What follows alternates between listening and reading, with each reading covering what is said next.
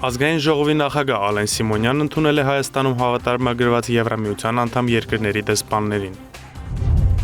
Հայաստանի կառավարությունն իրականացրել է խաղաղ զարգացման դարաշրջան բացելու մասին խոստումը։ Այդ մասին վարչապետ Նիկոլ Փաշինյանը հայտարարել է Ազգային ժողովում 2026 թվականի պետական բյուջեի մասին օրենքի նախագծի քննարկման ժամանակ։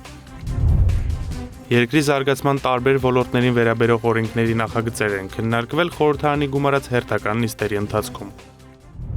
Հայաստան-Եվրամիություն գործընկերությանը եւ խորհրդարանական մակարդակում հարաբերությունների խորացմանն առնչվող տարբեր հարցեր են հանգամանալից քննարկվել Ազգային ժողովի նախագահ Ալեն Սիմոնյանի եւ մեր երկրում հավատարմագրված Եվրամիության անդամ երկրների դիվանագիտական ներկայացուցչությունների ղեկավարների հետ կայացած հանդիպման ընթացքում։ Քննարկումների առանցքում են եղել ինչպես Հայաստանում ընթացող ժողովրդավարական բարեփոխումները, այնպես էլ Հայաստանի ու Ադրբեջանի միջև հաստատված խաղաղության գործընթացն ու տարածաշրջանային զարգացումները։ Ալեն Սիմոնյանը դեսպանների ուշադրությունն է հրավիրել նաեւ Ադրբեջանում գտնվող գերիների, ապօրինի պահվող եւ անհետ կորած համարվող անձանց խնդրին։ Ազգային ժողովի նախագահը պատասխանել է նաեւ Եվրամիության անդամ երկրների դեսպաններին հետաքրքրող հարցերին։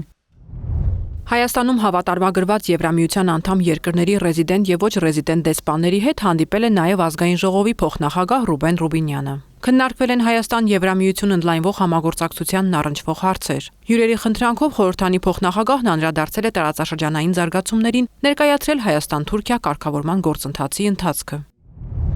2026 թվականի գլխավոր ֆինանսական փաստաթուղթն Ազգային ժողովի հանձնաժողովներում մանրամասն քննարկվելուց հետո բերվեց կենտրոնական ամբիոն։ Գալիք տարվա բյուջեի նախագծի վերաբերյալ եզրափակիչ ելույթ ունեցավ վարչապետ Նիկոլ Փաշինյանը, ընդգծելով Հայաստանի կառավարությունն իրականացրել է երկրի եւ տարածաշրջանի համար խաղաղ զարգացման դարաշրջան։ Այսինքն մենք մեր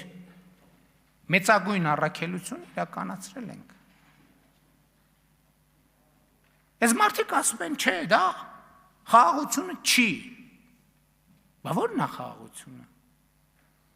Ո՞րն է խաղաղությունը։ Խաղաղությունն է նա, որ մի տարի 8 ամիս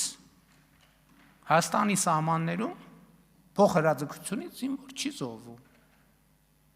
Մեկ այս ամբողջն է խաղաղության ոչ։ Խաղաղությունն է նա, որ սահմանամերձ բնակավայրերում արդեն 3 ամիս կրակոցների ձայն մարդիկ չեն լսում։ Խաղաղությունն է նա, որ Հայաստանը ապաշրջափակ գնաց կամտել Հայաստան Ադրբեջանի տարածքով վերջին 30 քանի տարում։ Այսինքն ենթադրաբար 91 թվից այս կողմ գնաց չի մտել։ Գնաց կամտել, որը բերել է ծորեն։ Այսօրվա Հայաստանն ապրում է իր վերջին 500 տարվա պատմության լավագույն շրջանը։ Այսօր Հայաստանն անկախ պետություն է, հայտարարեց վարչապետը։ Ընդհանրապես կարծում եմ, որ մենք պետքա կարողանանք պաշտպանել այսօրվա Հայաստանը։ Որտեղ այսօրվա Հայաստանը շատ ավելի ուժեղ, շատ ավելի ինքնավստահ պետություն է, ավելի պետություն է, քան երբևէ, ոչ միայն 2018 թվին։ Այսօրվա Հայաստանը մի պետություն է, որի ճակատագրի ղեկը գտնվում է հենց իր եւ իր ժողովրդի ձեռքին։ Նիկոլ Փաշինյանի խոսքով նախկինները չեն հասկանում, թե այսօր ինչ է տեղի ունենում Հայաստանի հետ, իսկ տեղի է ունենում այն, որ Հայաստանը դուրս է բերվել օտար երկրի թակարդից։ Ես գիտեմ, որ բարդ է խոստովանել, բայց Հայաստանը դուրս է բերվել թակարդից։ Եվ ընդհակառակ այսօր այս մարդիկ ինչ են ասում, ասում են դե ինչ ուզել են տվել եք։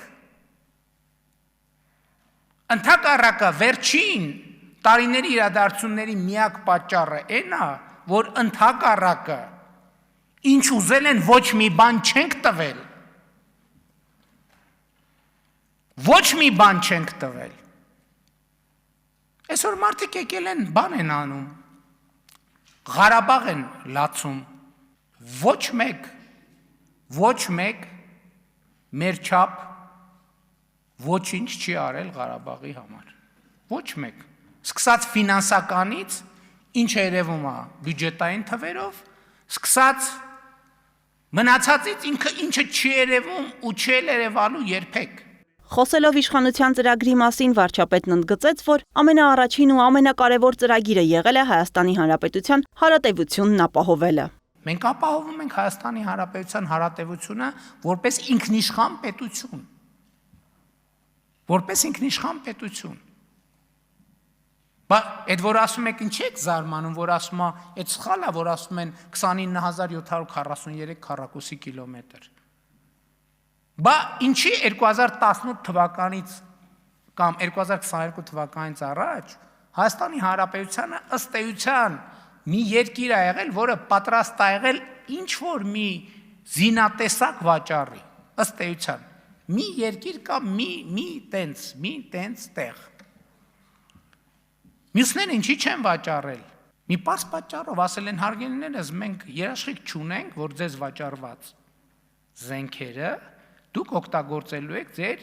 միջազգայինորեն ճանաչված տարածքի պաշտպանության համար։ Ավելին մենք համոզված ենք, որ դա օգտագործելու եք ձեր միջազգայինորեն ճանաչված տարածքից դուրս։ Իսկ դա կներեք մեզ համար անընդունելի է։ Այդ ճանապարհը մեզ համար բացվել է 2022 թվականի հոկտեմբերի 6-ից հետո։ Երբ որ ասել ենք մենք մեր երկրի տարածքային ամբողջականությունը ճանաչում ենք։ Ներկայացնելով այս մի քանի տարիների ընթացքում կատարված աշխատանքների թվային պատկերը, Նիկոլ Փաշինյանը շեշտեց. 2018 թվականից մինչև օրս տնտեսական համայնքին վերադարձված ավելացված արժեքի հարկի գծով մենք վերադարձրել ենք 255 միլիարդ դրամով կամ 435%-ով կամ 5.4 անգամ ավելի շատ գումար, քան նախորդող, ասենք օրինակ 2010-ից 17 թվականը։ Եկամտային հարկի գծով վերադարձրել ենք 2018 թվականից մինչև օրս 377 միլիարդ դրամ Հայաստանի քաղաքացիներին։ 2010-ից 17 թվականի համեմատ աճը 9337% կամ 94.4 անգամ։ Անդրադառնալով համաչափ զարգացմանը նշվեց, որ մարզերում 2018-ից մինչև 2025 թվականներին 10606 բնակարանի ձեռքբերում է եղել։ Աշխատավարձի իրական աճը վերջին 5 տարում կազմել է 27.1%։ Հայաստանում 700,000 դրամ ստացող շարքային զինծառայողներ կան։ Ինչի՞ չի հաջողվում հաղթահարել աղքատությունը, կրթության պատճառով, դպրոցի բացակայության պատճառով, որովհետև աղքատության մեջ գտնվող մարդուն ի՞նչ է պետք, ինչի է նախ ինքը աղքատ։ Կրթության խնդրի պատճառով, այն գոյություն չունեցած դպրոցների պատճառով, բուհերի ցածր որակի պատճառով, գոյություն չունեցած մանկապարտեզների պատճառով եւ այլն եւ այդպես շարունակ։ Եվ մենք այդ խնդիրը լուծում ենք եւ պետքա լուծենք։ Ամփոփելով ելույթը Նիկոլ Փաշինյանն ընդգծեց, որ այսօրվա Հայաստանը մի պետություն է, որի ճակատագրի ղեկը գտնվում է հենց իր եւ իր ժողովրդի ձեռքին։ Վարչապետը համոզված է, որ այս իրադրությունը ոչ թե պահպանվելու, այլ զարգանալու է։ Երկրի գլխավոր ֆինանսիստ Օրենսդիր Մարմնի ամբիոնից 2026 թվականի գլխավոր ֆինանսական փաստաթուղթն անվանեց ամփոփիչ, մարտահրավերներով լի հնգամյա ճանապարհի տրամաբանական եզրափակում։ Այսօր երջանկությամբ եմ արձանագրում,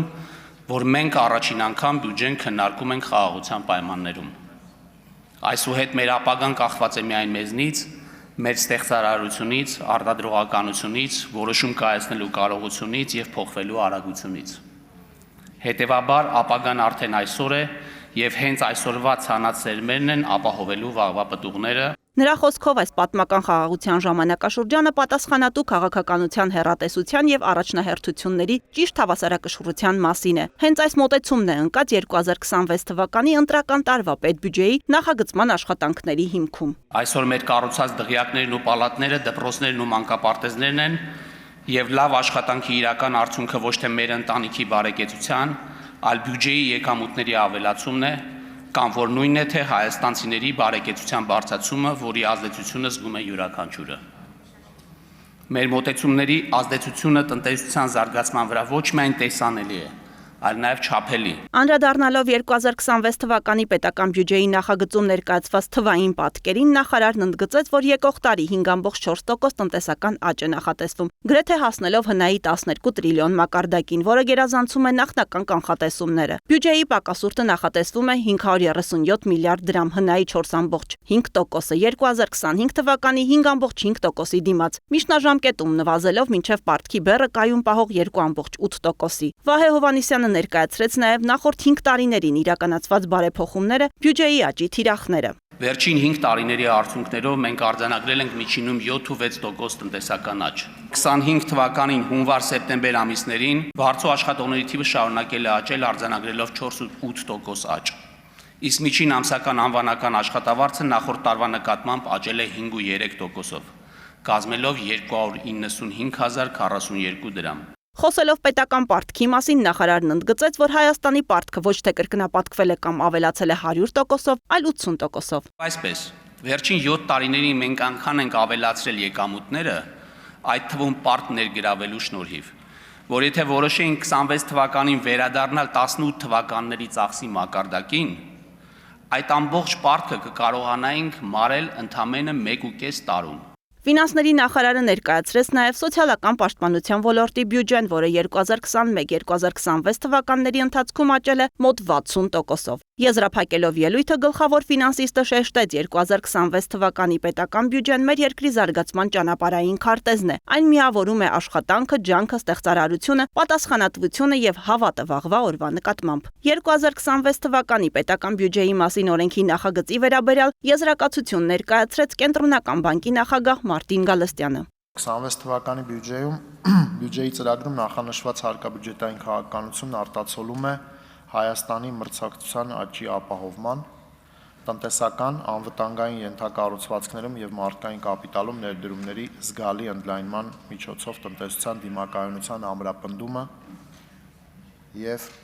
հնա ներուժի աճի ապահովումը։ 2026 թվականին իրականացվելիք ծրագրերին անդրադարձավ աշխատանքի եւ սոցիալական հարցերի նախարար Արսեն Թորոսյանը։ Խոսելով սահմանամերձ բնակավայրերում ընտանիքների բնակարանային մատչելիության ապահովման պետական աջակցության ծրագրից նախարարն ընդգծեց. Ծրագրի շրջանակում Տավուշի մարզի Բաղանից Բերքաբերք Իրանց եւ Ոսկեպայր բնակավայրերում մենք 16 միլիոն դրամի փոխարեն ֆինանսավորել ենք 21 միլիոն դրամի չափով, եթե ծրագրին դիմելու օրվա դրությամբ նախորդ 1 տարվա ընթացքում արդեն ունեցել են հաշվառում այդ քաղաքացիները այդ բնակավայրերում։ Եվ ծրագրի շրջանակներում երեկվա դրությամբ արդեն հաստատվել է 2299 շահառուի հայտ, որից 2242-ը արդեն վարկավորվել է, ինչը նշանակում է, որ տները սկսել են կառուցվել, այսինքն պատկերացրեք 2242 նոր սեփական տուն է կառուցվել այս մեր սահմանամերձ բնակավայրերում։ Հայաստանի Հանրապետության անկախացումից հետո նման մեկ այլ ծրագիր նախարարը չհիշեց, որ նույնքան մասշտաբային լիներ, իրականացնողն էլ լինեին քաղաքացիները։ Վերջիններս են որոշել, որտեղ կառուցեն տունը, ինչ տեսակի տուն կառուցեն, ինչ հարմարություններով։ Հայաստանի պաշտպանական ծախսերը 2025 թվականին 2018 թվականի համեմատ ավելացել են 1.1 միլիարդ դոլարով, նշեց պաշտպանության նախարար Սուրեն Պապիկյանն, ապա ավելացրեց. 2018 թվականին պաշտպանական ծախսերը կազմել են 245 միլիարդ դրամ։ Արտարժույթով դա կազմում է 640 միլիոն դոլար։ 2025 թվականին պաշտպանական ծախսերը կազմել են 667 միլիարդ, որը կազմում է 1 միլիարդ 741 միլիոն 604 հազար դոլար, այսինքն պաշտպանության ոլորտի ծախսերն ավելացել են 1.1 միլիարդ դոլարով։ 2023, 24, 25 եւ արդեն 26 թվականին կատարված եւ կատարվելիք ծախսերը, ինչպես երեք եմ նաեւ նշել, աննախադեպ են։ Հենց սրա բերումով է, որ մենք կարողացել ենք իրականացնել այնպիսի բարեփոխումներ, ինչպիսին օրինակ զինծառայողների ատեստավորման ծրագիրն է։ Այսօր պայմանագրային զինծառայողը ատեստավորման արդյունքում կարող է ստանալ 205-ից մինչև 470 հազար դրամ հավելյալ աշխատավարձ։ 2026 թվականի գլխավոր ֆինանսական փաստաթղթի վերաբերյալ հարակից զեկույցներ ունեցան ազգային ժողովի մշտական հանձնաժողովների նախագահները։ 2026 թվականի պետական բյուջեն կառավարության կողմից մշակվել է պատմական շրջադարձի պայմաններում։ Այն ոչ միայն սահմանում է մեր երկրի տնտեսական եւ սոցիալական քաղաքականության ուղենիշերը, այլև արտահայտում է մեր մտածողությունը խաղաղության հաստատման նոր պայմաններում։ Ազգային ժողովի պաշտպանության եւ անվտանգության հարցերի մշտական հանձնաժողովի նախագահ Անդրանիկ Քոչարյանն անդրադարձավ ազգային ժողովի մշտական հանձնաժողովներում բյուջեի նախագծի վերաբերյալ քննարկումներում բարձրացված մտահոգություններին։ Ելույթներում քաղաքացիական պայմանագիր խմբակցության падգամավորները կարևորել են վերջին տարիներին իրականացված բարեփոխումները, որոնց արդյունքում բազմաթիվ ոլորտներում դրական տեղաշարժ եւ տնտեսական աճ է արձանագրվել։ Ընդդիմադիր Հայաստան խմբակցության падգամավորները մեղադրել են իշխող ուժին իրականացրած արտաքին ու ներքին քաղաքականության համար։ Ես Լիահույս եմ, որ սա այս իշխանությունների վերջին բյուջեն է։ Չնայած կազմված է այնպես, կարծես թե հենց հերթականը լինի։ 8 տարի վարչապետը ներկայացնում է բյուջե, էսա կանենք։ Դա ուրեմն Միացյալ Նահանգների նախագահի 2 ժամկետ էր, բայց ինչևէ, այս բյուջեն, որը ներկայացված է, ունակ չէ լուծելու մեր ոչ պաշտպանական խնդիրները, եւ իդեպ պաշտպանունակ, մարտունակ, դրան չանդրադառնանք, խոսել ենք արդեն։ Չի կարող տնտեսական առաջընթաց ապահովի։ Պարոն Խաչատրյան, դուք իմ կարծիքով, ոչ թե դուք անձամբ, բայց ընդհանուր ձեր հավաքական աշխարհը երջանիկ չի, դուք դժբախտ եք։ Գիտեք եք դժբախտ։ Որտեւ իշխանության կորուստը ձեր համար քաղաքական իրողություն չի, անձնական դժբախտություն է։ Ժողովրդավարությունը կարևորագույն համակարգ է, որը հնարավորություն է տալիս, որ մենք այդ երջանկության պայմանները ստեղծենք, պարոն Խաչատրյան։ Քաղաքացիական պայմանագիր խմբակցությունը բնականաբար հավանություն է տալու այս բյուջեի նախագծին։ Բյուջեի նախագծի քննարկումն ընդմիջվեց առնվազն 4 օրով, պատգամավորներն ու խմբակցություններն իրենց առաջարկները կարող են ներկայացնել 24 ժամվա ընթացքում։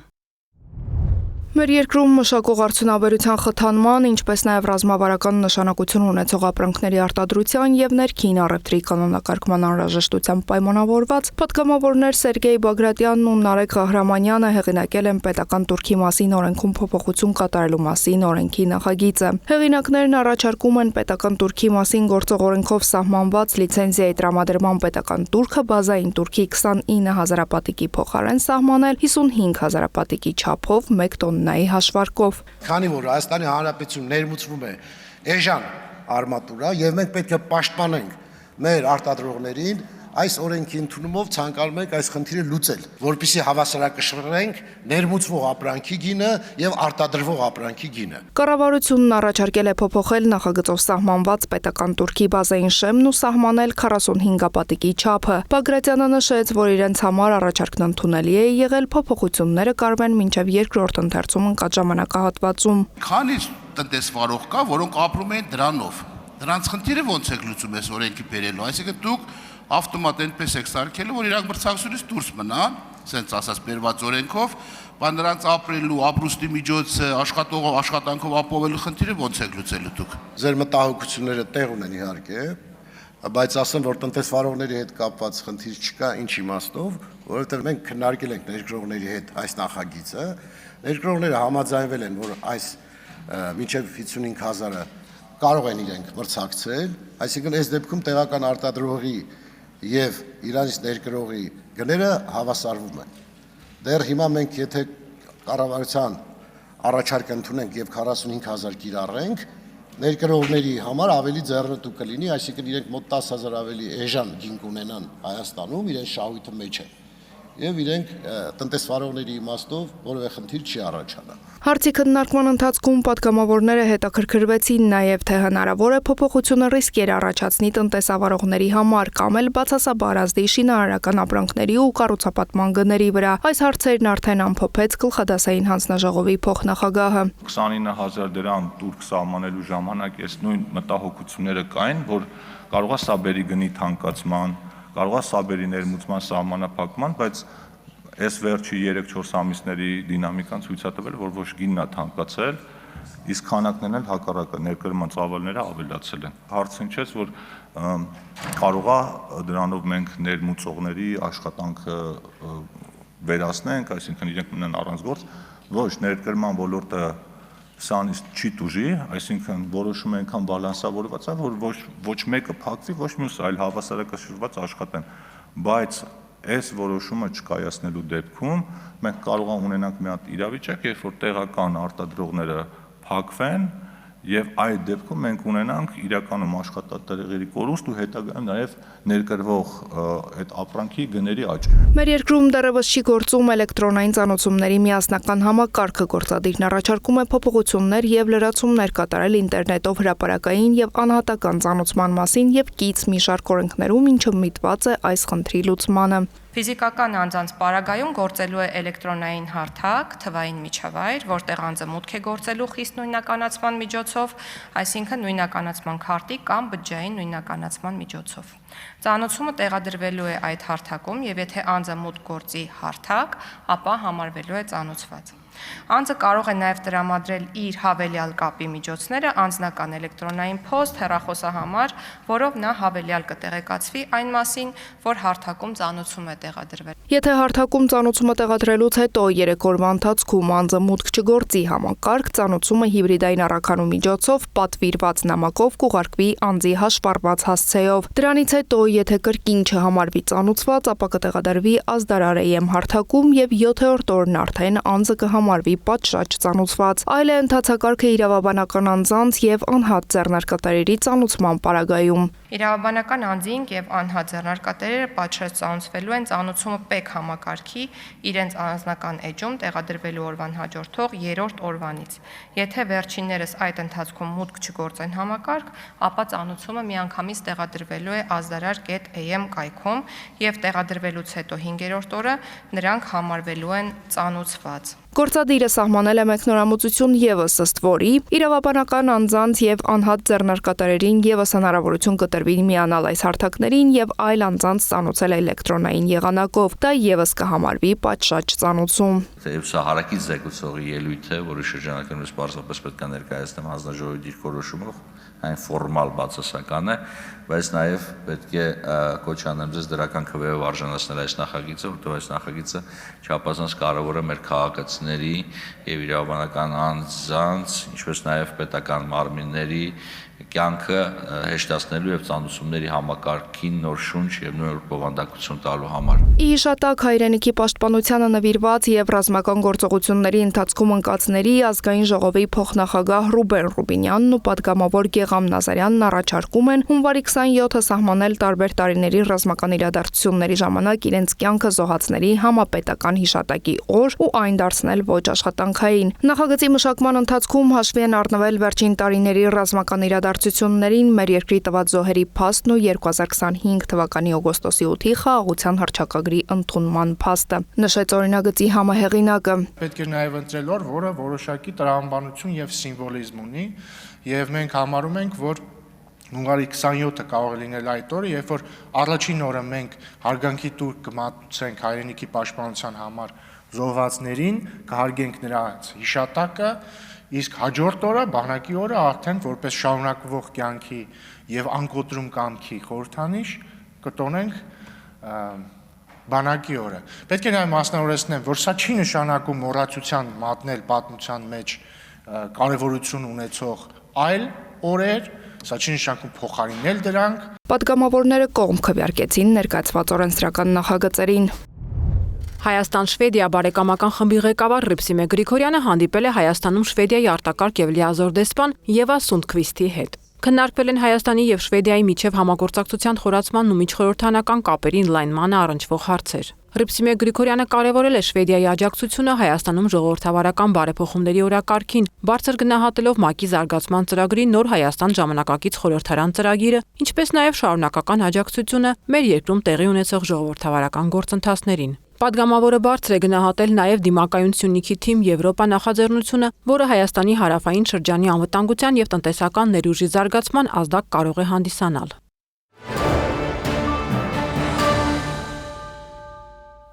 Սիրելի հայրենակիցներ, վերջին տարիներին գրեթե բոլոր հանգստյան օրերին լինում եմ մարզերում, փորձելով տեղում անմիջական զրույցներից հասկանալ, թե որոնք են ձեզ ամենից մտահոգող խնդիրները, որոնց բախվում եք ամեն օր։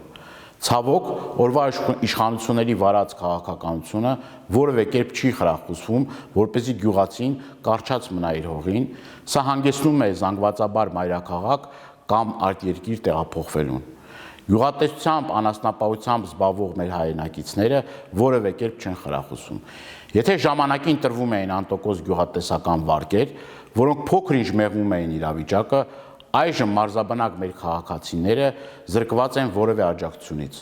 Մեր հայրենակիցները շատ հաճախ բախվում են գյուղմթերքի իրացման խնդիրներին։ Պետական աջակցության բացակայության պատճառով տարեստարի անկում է ապրում անասնապահությունը։ Մարզերում գերխնդիր է մնում աշխատատեղերի հարցը, ինչն էլ իր հերթին բացասաբար է անդրադառնում ամուսնությունների, ծնելիության, ժողովրդագրական պատկերի վրա։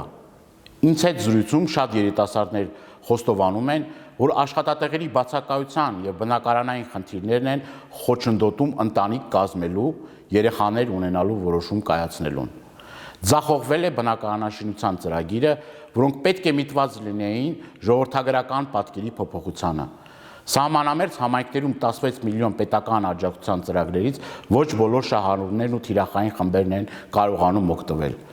Գյուղական բնակավայրերում չեն գործում խմբակներ, չկան մանկապատանեկան կենտրոններ, անմխիթար վիճակում են մշակութային կենտրոնները, չկան բավարար պայմաններ մշակութային կյանքի զարգացման համար։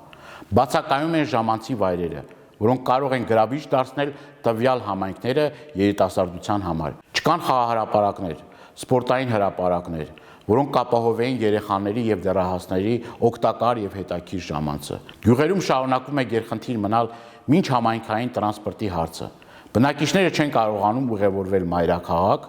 ՀՀ այլ մարզեր։ Դեպի Երևան երթուղին գործում է շատ հազվադեպ։ Մի շարք բնակավայրերում սողանքի հետևանքով կան քանդված եւ վթարային դարձած տներ, որտեղ շարունակում են բնակվել ընտանիքներ խիստ վտանգավոր պայմաններում։ Բնակիչներին չի տրամադրվում թափուկ վառելափայտ։ Ձմռան սեզոնին ընդառաջ այս խնդիրները մտահոգություններ են առաջացրել գյուղաբնակների շրջանում։ Նշեմ, որ կառավարության որոշմամբ անտառամեծ բնակավայրերի բնակիչներին հասնում է մինչև 8 խորանարդ մետր չափաբաժնով թափուկ վառելափայտ։ Մեր մարզային այցելությունները լինելու են շարունակական։ Խնդիրներն արձանագրելուց եւ բարձրաձայնելուց զատ կարևորում ենք նաև դրանց լուծման ուղղությամբ ջանքերի գործադրումը։ Ես ունեմ համոզմունք, որ ամուր պետության գրավականը ուժեղ համայնքներ ունենալու մեջ է։ Այս առումով մարզաբնակ մեր հայրենակիցների խնդիրները մշտապես մեր ուշադրության կենտրոնում են։ Շնորհակալություն։ Հարգելի հայրենակիցներ, 2026 թվականի համապետական ընտրությունների նախընտրական փուլը դեռ չազդարարված արդեն սկսվել է։ Սա զգացվում է հատկապես նախկին իշխանությունների ակտիվ քարոզչությամբ, ձեր առաջ որպես միմյանց այլընտրանք ներկայանալով։ Հիմա կասեք, չէ՞ որ նրանք թիմակիցներ են ու ասում էիք ընտրություններից հետո միավորվելու են։ Կպատասխանեմ, այո, միանշանակ, բայց նրանց միմյանց դեմ պայքարը իրարից ավելի ձայներ ունենալու համար է, քանի որ իրենց լավագույն սցենարով ընտրություններից հետո միավորվելու դեպքում վարչապետ կունենա այն միավորը, որն ավելի շատ ձայն կհավաքած կլինի։